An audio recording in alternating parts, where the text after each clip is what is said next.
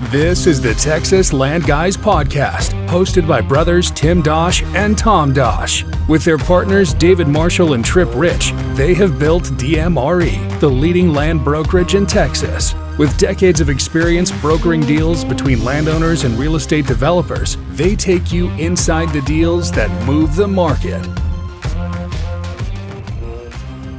So welcome back to the podcast. I've got Tim and David here with me, and we're excited to spend another episode talking about DMRE's history. And this is the third episode we've done, and the other two actually were leading up to DMRE's launch. And where we kind of left it on the last one was we talked a little bit about just the formation of DMRE and then Hurricane Harvey happening 30 days later. So let's dive right back into kind of where we were back in 2017. It was July that we launched the company. Anytime you're starting something new, even though we were bringing our team with us, it's I think that we all had probably some butterflies. It's on what that was going to be like and how our clients would respond. And what do you guys remember about that time? Just those early months and the deals we were working on and some of the opportunities we chased. Yeah, I think for me, maybe the scariest time was 6 months before. I think when things weren't very clear, we decided we wanted to do this. We felt like we needed to make this move. And there are a lot of reasons why we wanted to do that. It was still pretty scary. You know, we worked on so many big, high profile deals. We had a good reputation in the market. We won, heavy hitter multiple times. We did all these things. And it was like, are we going to be able to go do this, by ourselves and be able to go get business, get to work on the big deals? Or are people going to be like, you know what, you're not part of a big company. You're going to have to work on all the little deals, and kind of be scrounging around for deals. And so I think there was an element of maybe anxiety there. But I think as we got closer, we did a lot of planning. We met a lot with the different partners at ARA. We included them a lot in our thinking and how we would work with them, post leaving, making sure that was going to be a really smooth transition. Things started to really line up and kind of fit. And so I think that the anxiety went way down. And I think I remember feeling actually pretty good about it going into that. And I remember I was actually on vacation. We'd had a vacation with Chris and I planned, way before this. And so I think I woke up the first day of the new company and I was in Cabo, which our friend Derek Overton would probably like because he always kids me about being in Cabo. But I mean, it was definitely surreal. It was surreal to go do all this planning and then actually to be at our own company. And I'll never forget, packing up a box of all my personal stuff and walking out of, Newmark, this big, global company with all these brokers, all these people, and loading up, I think your truck, Tom, and driving down the street to a friend of ours, Robert Shuford, his office. He had a private equity firm down the street on Post Oak and was very gracious to open his space up to us and let us go office with him for the first 6 months or so. While our space was getting built out, also over here on Post Oak. And so there's a lot of emotions, I think, going through my head that time. A really cool time, a very surreal time. It was exciting, but it was also, man, this is a big thing. We making the right decision. So, yeah. One of the things I remember the most is Tim kind of hit on it real briefly. We went in office with a good friend of ours, Robert Shuford, who had who has a private equity firm called Clovis Point Capital. And we're all kind of in that office space, and we had tables folded out that people were sitting at, in corners. And I mean, we were just making it work, because we hadn't signed our lease yet. And then once we did sign our lease, we had a period where we were doing the build out at our for our new office space. So we were all crammed in there. It worked. It was tight. You could hear everybody on the phones, but we made it work. We had to make it work. And yeah, definitely big thanks to Robert Shuford and his firm for letting us office with them for the first 6 months of DMRE. Yeah, I remember my first day, I got a flat tire in the parking lot of the new company. So I was changing a tire, and it was I think that was like, I got 4 flat tires that year because Hurricane Harvey, when it hit, there was just construction everywhere in Houston. But that was a busy year for me. We had our first child in March, started the company in July. Hurricane Harvey was August, and then we closed on our first house in September. So it was a very busy time. But I think what was really unique about it was because we left the way we did from ARA and we were able to negotiate where we could take our entire team, that made it just a really, almost like a seamless transition for us. And I think our clients were excited to get to continue to work with us. And we had a lot of favor just on, new listing pursuits, because it wasn't long after that the market started to recover, and we signed up the DePelchin listing, which was a really significant listing that I think all the way back to before I was even in the business. I remember asking you guys about that property. It was a 2+ acre site on Memorial, and we had made offers on it on the behalf of developers, and then had an opportunity to actually go pitch the business. But that was a pretty landmark event for us in our new company. Yeah, that was incredible. I remember, it's a high profile Houston nonprofit. They had a great board. I don't know if it was 15 people or 16 people, but, very influential, successful businessmen and women on that board. Pretty intimidating group to pitch. And so we were going up against, we're this little startup company. We haven't been in business for a year. And we're going up against, the big global companies who are all pitching this deal. And, it's kind of like, how can we win this thing? It's kind of like David versus Goliath kind of scenario. And we went in there and pitched it. And we just, kind of went all out to get it. And our whole team went and pitched it. And, we actually got the business. And I remember, one thing that we did, I think that probably helped us get the business, was our value range was pretty high. It was higher, I think, than the other brokers that pitched it. I think people are very skeptical. Can these guys actually get this kind of pricing? But because of our buyer rep knowledge, we knew the market had moved substantially. Prior to this, as Harvey, as the kind of the waters receded, Tom, you went out and put like 60 deals under contract or so in a couple of months with different multifamily developers across the city. Just an incredible run of doing buyer rep brokerage. And so we just had all this data and knowledge about where the market was. And a lot of the kind of larger market didn't understand how bullish, the land market was at that point. And so when we did that pitch, we were significantly above the pricing of these other brokers. And then we actually, on the sale, outperformed our own numbers and got about 20% higher than what we said that we thought we could get. It was an incredible result for DePelchin and for that board, and something I'm still very proud of today, that we were able to do that. That was a special one. It's a neat project to drive by today. And you're right. With the market recovering, and we had spent so much time, tracking on the data side what was under contract across the market, the deals that were happening. And so after Harvey, there was this great opportunity for us with the huge influx of demand, because there were so many jobs that were created because of Harvey. And there were so many units taken offline, so many homes taken offline. It created a lot of demand. And so we ended up going and putting developers on sites, urban all the way to suburban. And I remember there was a product type that was a little bit unique at the time, and we always referred to it as a vertical wrap. It was like an 8-story steel frame wrap, and Martin Fine was doing it. Marvy Finger was doing it. Alliance started to do it. And that became a pretty good competitive advantage for us, because we understood the construction type really well and how certain developers were able to get better density on sites and build at a lower cost. And I think a lot of the competition, just they weren't involved in the same amount of deal flow that we were involved in. And so, we were doing those deals on the buyer side with Alliance. I remember we stepped into a deal in the museum district that was supposed to be a phase 2 high rise. Streetlights had built a phase 1. They were going to do a phase 2, but the market adjusted and you couldn't justify a high rise.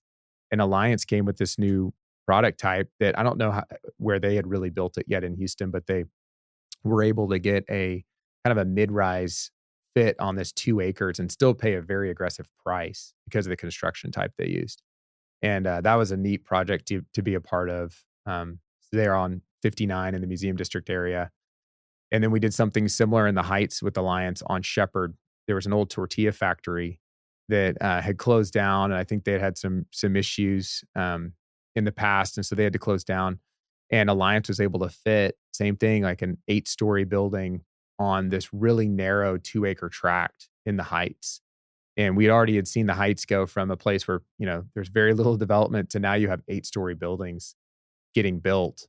And so just being in tune with, like you said, Tim, the buyer demand and what they could build and the construction type just gave us a competitive advantage on some of these land numbers were just way above whatever been paid, but the numbers worked for the developers because the technology had changed on the development side. Yeah, because historically, prior to what Tom just mentioned there, if you were going to pay the kind of pricing that people were paying for the DePelchin tract and the tract that Alliance purchased, they would have had to do true high-rise development. So it was definitely a change in, like Tom mentioned, the development type that allowed them to be able to justify paying that dirt price, but not have to go up 20 plus stories. And that's a crazy thing about the land market because we're talking about 2017 to kind of 2019 time frame. And the pricing in those days was higher than it is today for the infill market. I mean, we saw some incredible trades, in some cases, north of $200 a foot, but a lot that was over $100 a foot.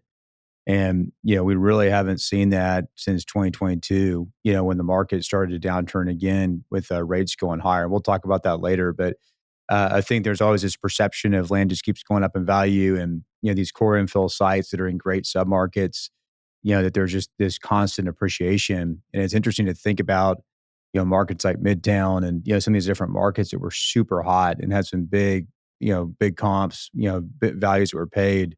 And now today, those same areas, the pricing is much lower. So it's pretty interesting.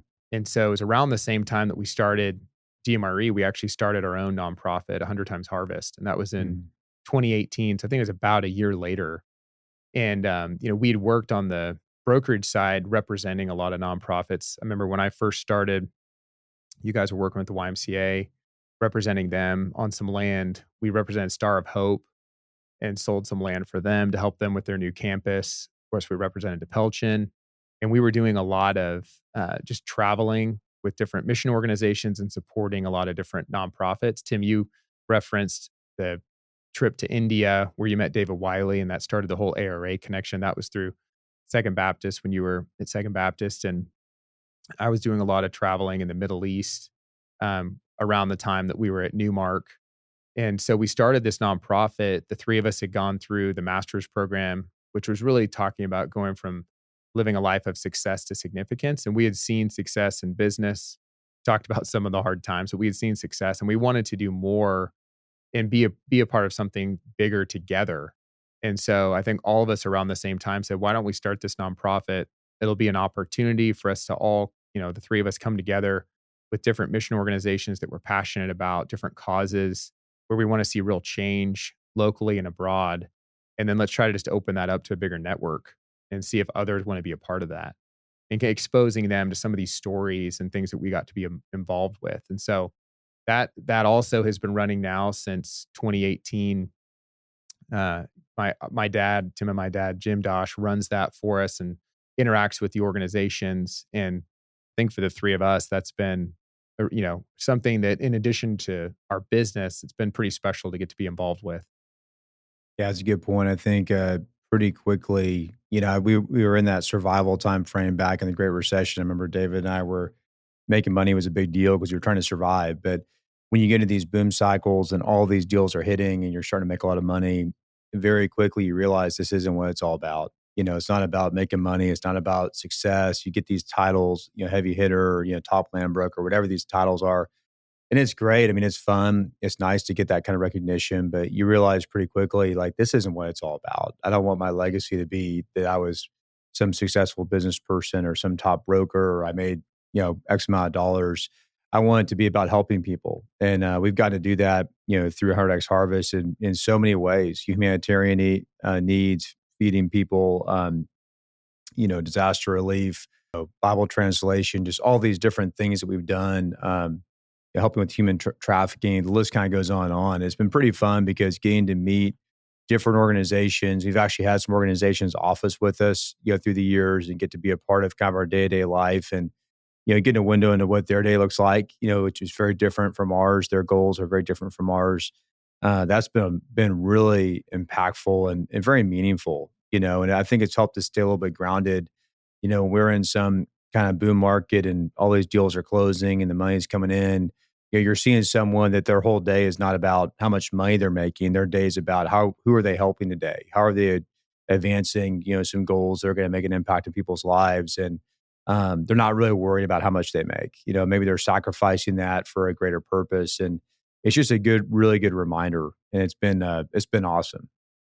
Yeah. To add to that, I think Tom, you alluded to earlier in this business, the brokerage business, and helping, different people, and a lot of times families sell their, land. You really get to know the family and meet them. Same things kind of happen through 100X Harvest. You come alongside these different organizations that 100X Harvest is partnered with, and you get to know not only the organization, but the people behind the organization and the leadership behind the organization. And that's really been, meaningful to, partner up with those kind of groups and get to, establish and have those types of relationships. So that's been a huge blessing there. Yeah, I think we've had to answer the question, why do we keep growing?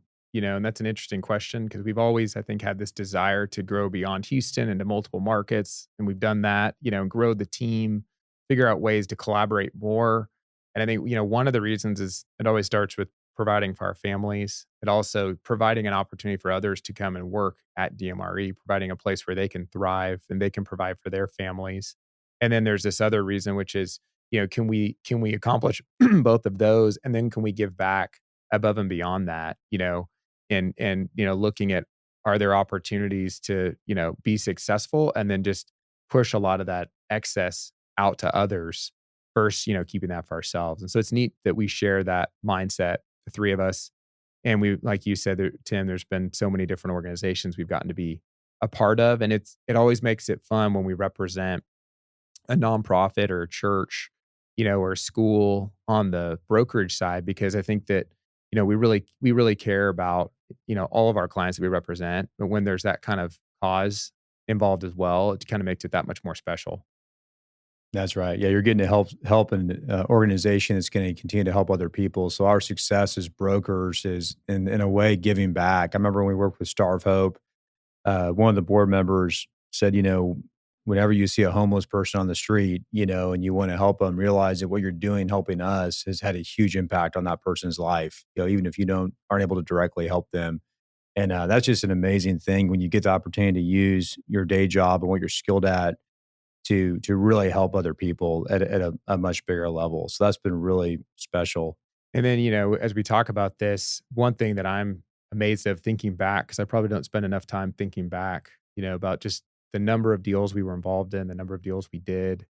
It's pretty incredible, especially just thinking, we were a Houston-based company focused on Houston at the time, but we were growing at the time. So we brought Trip on. I think Trip, we maybe interviewed when we were still maybe still at ARA, and then he came on and started when we were at Newmark.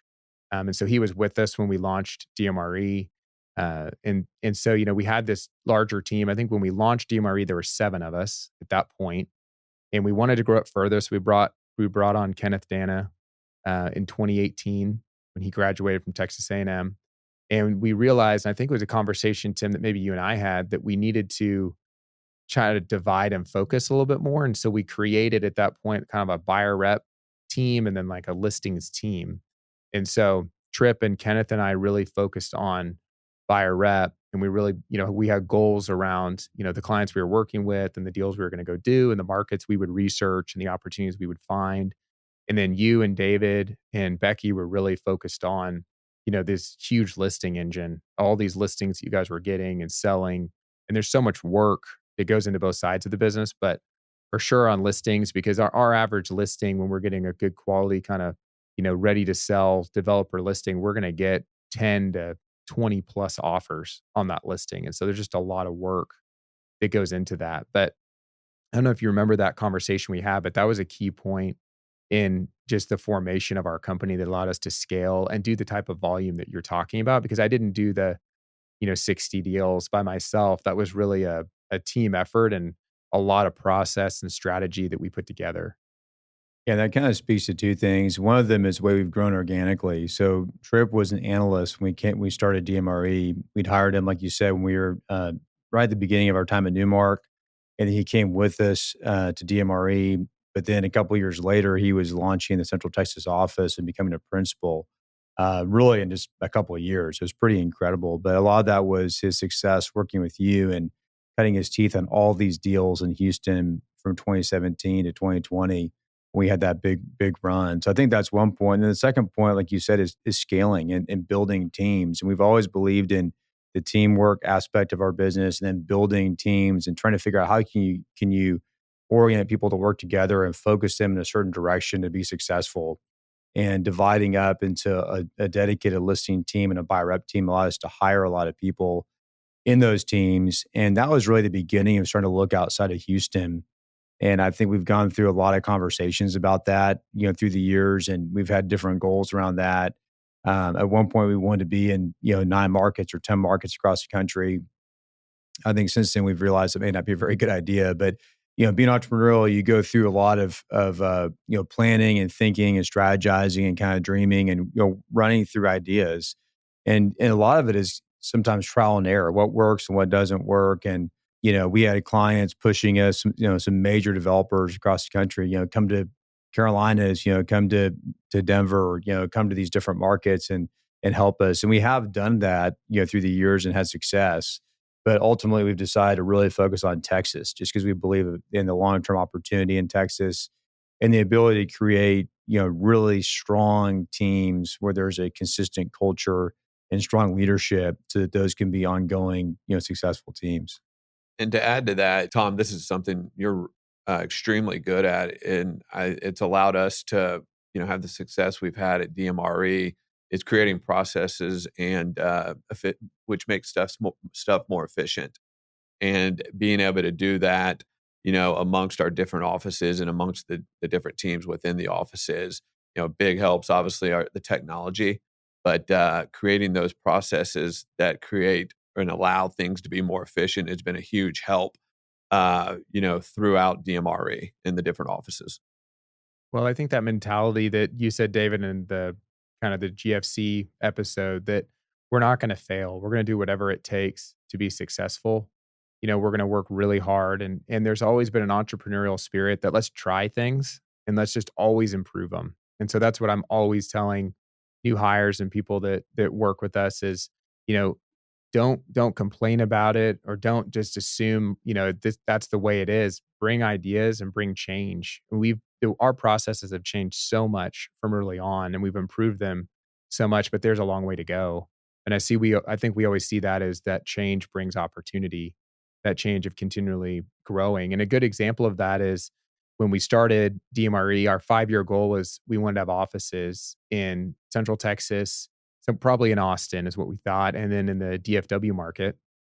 And so we set about doing that. And the way we initially were going to do it was we were going to really be based out of Houston, and then we were going to cover those markets from Houston. And so we tried that.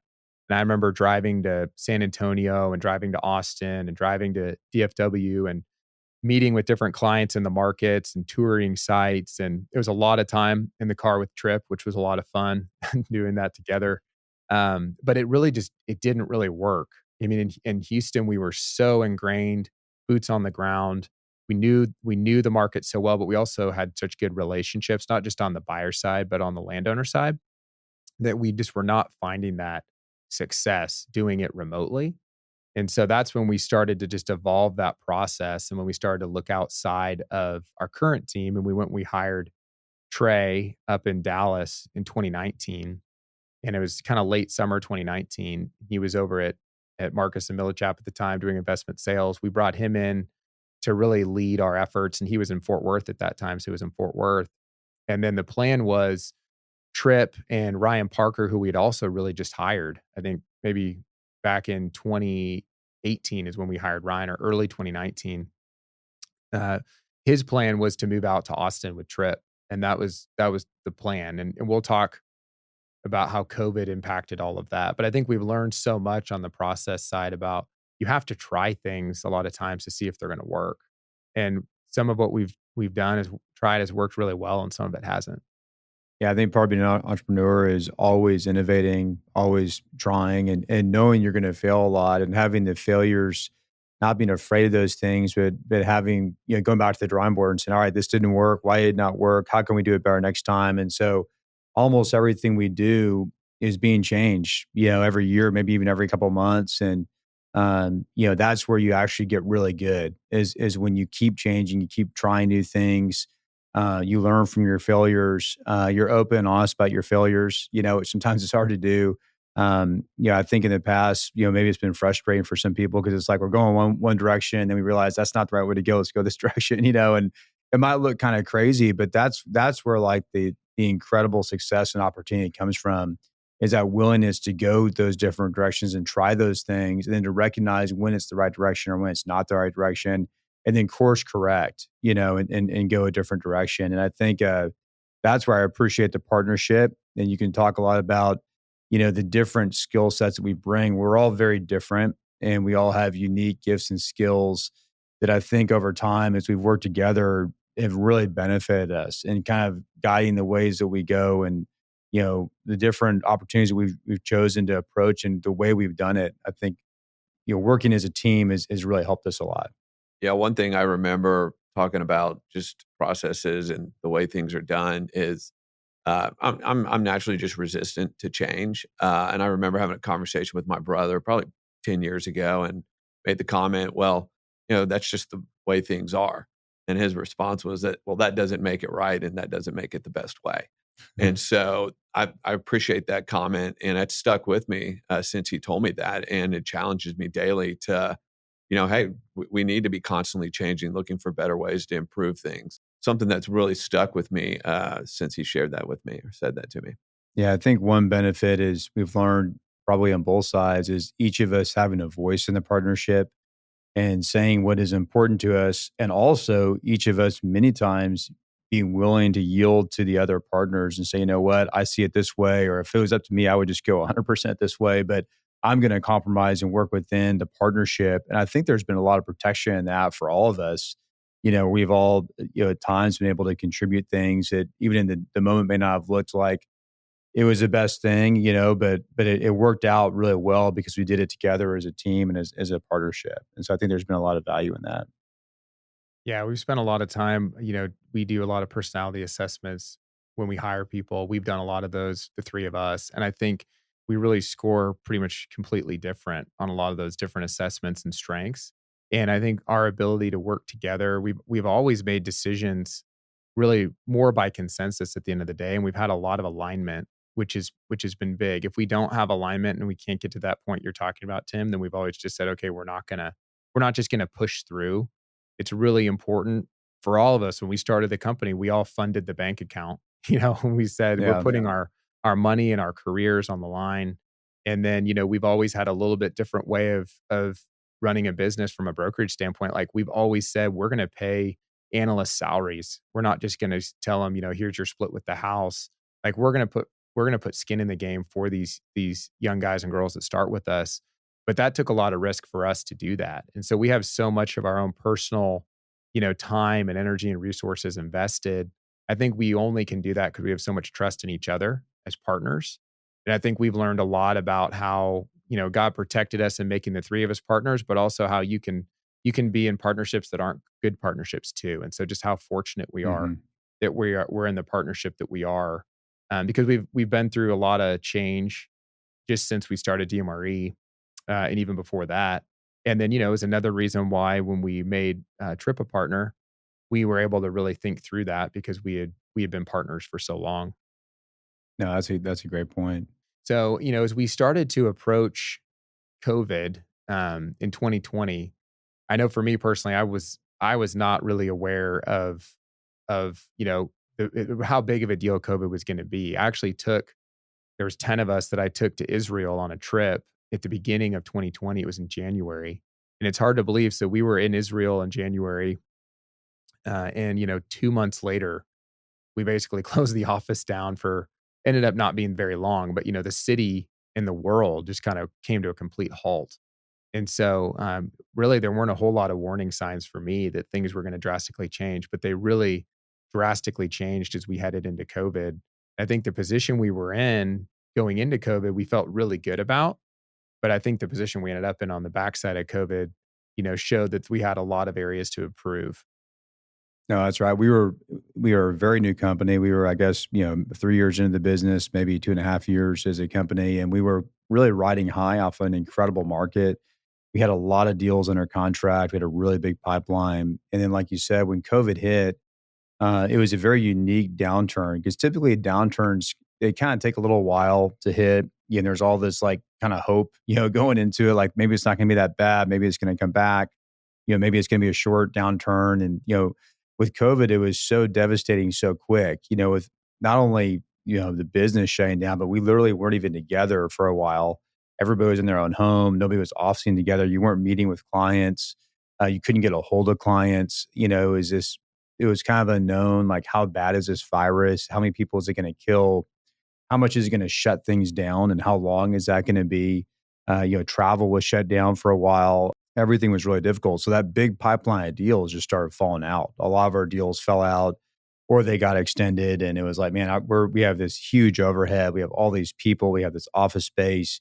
We're trying to expand. And, like are we going to even have a company or have a business, and what was cool during that time is talking to some mentors, some people that were, had been through the 80s, had been through very difficult times, getting their advice. How do we handle this? How do we handle all this overhead and the different employees and the different issues that we dealt with at that time, cash flow, that kind of thing. And what was crazy about COVID is, the real negative impact was really short. It was very severe, but it was very short. It's probably 3 to 5 months of really, really 3 months of a really tough time. And then especially in Dallas and Austin, things were pretty hot, pretty quick. And we went right back into a boom from 2020 to 2022, which we can probably hit in the next episode. But I think, talking about partnerships, which we were just talking about, the value of a strong partnership to withstand just these kind of battles that you go through when you're an entrepreneur. It's really easy for the partnership to be good when things are good and when there's lots of money coming in and when everything's easy. We've been through several cycles as a partnership where things are tough, and nothing's working. You're spending a lot more money. I think our overhead was like around $100,000 a month, going into COVID. So every month you're paying out money, all your deals are falling out, and staying together as a partnership, working through those things, communicating, and then trying to take some really big steps, which we took some incredible, kind of gutsy steps in the middle of COVID, really in that summer of 2020 to go, really, move our business into a new lane, which I'm very thankful for now, 4 years later. And we're in just a completely different place because we made those hard decisions then. But a lot of that was our partnership. And like you said, our trust in each other. We're going to all work hard. We're going to figure this out. We're loyal to each other, and we're gonna be successful, and we're gonna get through this together.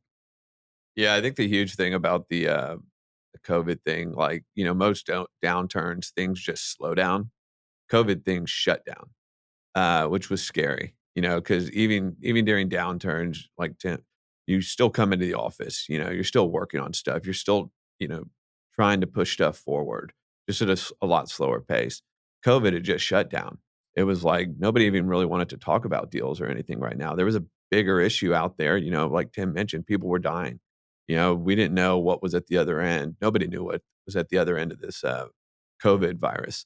And it was a really scary time. And, luckily, it actually went through, recovered, a lot quicker than a lot of downturns. But, we were also very fortunate to be in a state where, the government didn't take the position that a lot of states, for instance, California's government took. So we were allowed to actually come back to work, a lot sooner than the rest of the country, which was good. Just interacting with your coworkers again and just being able to get out and about is just healthy. And just being stuck at home, not being able to interact with people, that's not healthy. We're humans. We're made to interact with others and interact with people. So it was a really weird time, and everybody was in it together. There wasn't one part of the country or one part of the world that wasn't dealing with it. Everybody was dealing with it. And like Tim said, we had to make some really tough decisions during that time. But coming out on the other end, there was a lot of good that came out of it too at DMRE.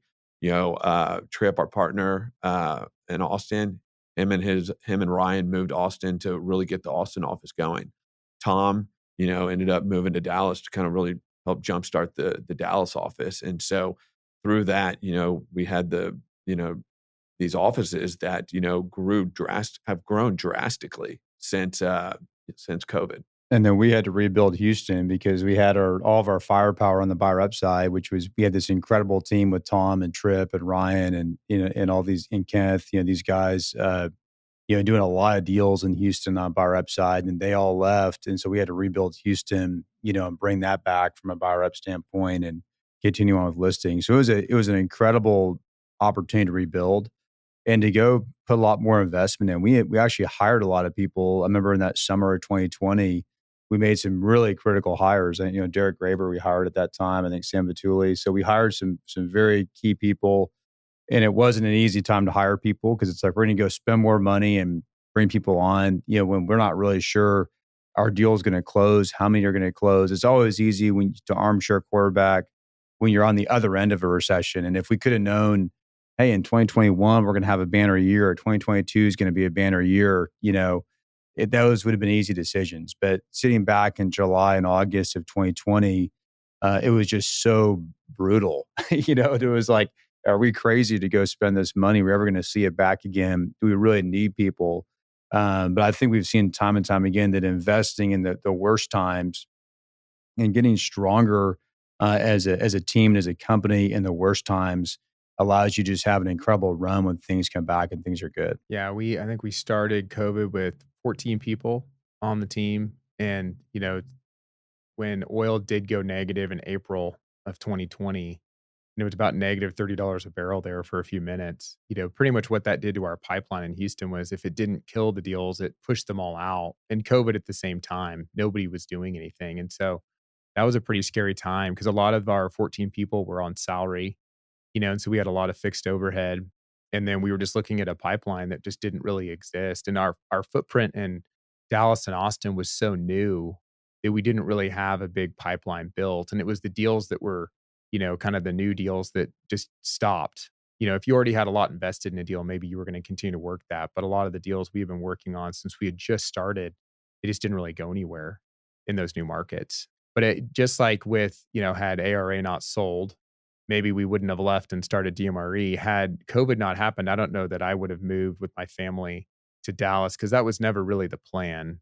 I had never even thought about actually moving to Dallas until during COVID. And I always say that it was when everybody was walking the neighborhood during COVID because we couldn't go anywhere. My wife and I were walking around and just started talking, and we had friends in Dallas, and there was a reason from a work standpoint, and our kids were young, they weren't in school yet. And so we started praying about that. And then really it just seemed like all the doors open for it to make a lot of sense. And when I came and told both of you guys what we were thinking, I think it was pretty shocking for all of us. It wasn't something that we had mapped out or planned out. I'm big on plans, and I had all these different plans for how we were going to grow in these other offices, but none of them included me moving to any of the other offices. But looking back, I think we've learned so much about trying to start other offices, and the DMRE culture is so unique in the DNA that we have and just how we do the business.